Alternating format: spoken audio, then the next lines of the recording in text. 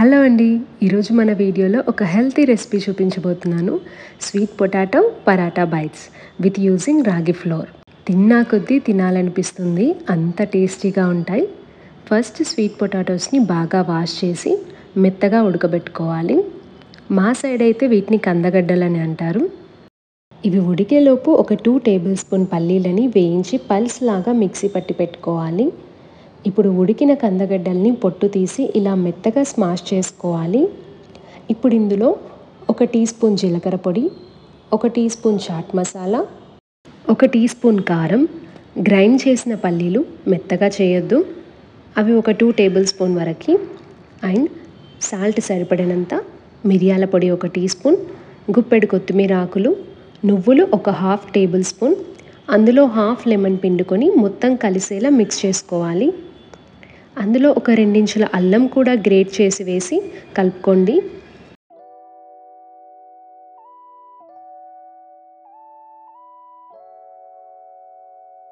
ఇప్పుడు పరాటా కోసం 1 కప్ గోధుమ పిండి, 1/2 కప్ రాగి పిండి, కొంచెం సాల్ట్ వేసుకొని అందులో 1/2 కప్ మిల్క్ని యాడ్ చేసి కలుపుకోవాలి.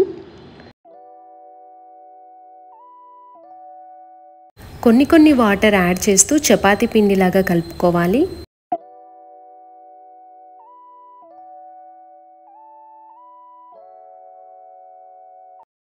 టైం ఉంటే ఒక 1/2 అవర్ పక్కన పెట్టుకోండి, లేదంటే వెంటనే చేసుకోవచ్చు. మనం వీటికి పొడిపిండి వేయం కాబట్టి కొంచెం ఆయిల్ వేసి పరాటాస్ చేసుకోవాలి. మరీ సన్నగా చేయొద్దు, చపాతీలాగా కొంచెం లావుగా చేసుకోండి. ఇప్పుడు ఇందులో మనం రెడీ చేసి పెట్టుకున్న స్వీట్ పొటాటో మిక్చర్ని యాడ్ చేసి సమానంగా స్ప్రెడ్ చేసుకోవాలి. ఇప్పుడు రోల్ చేసి కత్తితో ఇలా కట్ చేసుకోవాలి.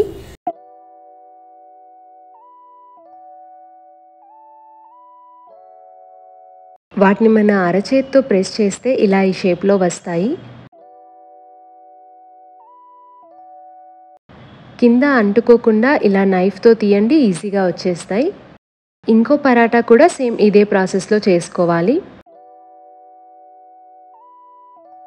ఇప్పుడు స్టవ్ పైన ప్యాన్ పెట్టి వేడయ్యాక ఆయిల్ వేసుకొని వీటిని ఫ్రై చేయాలి.